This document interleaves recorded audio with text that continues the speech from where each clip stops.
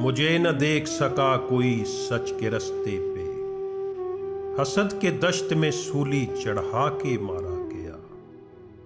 किसी को हौसला ही कब था बात सुनने का, मेरी जुबान पे कदगन लगा के मारा गया। अगरचे कत्ल की साजिश दरूने शहर हुई, मैं एहतियात से परदेस जाके मारा गया। निकाब डाल के लाया गया मैं मक्तल में, फिर एक एक को चेहरा दिखा के मारा गया।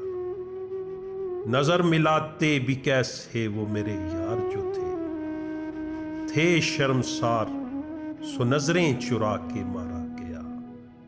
ये हुक्म था कि मुझे आग पर ही चलना है, मैं बेगुनाह था फिर भी जला के मारा गया।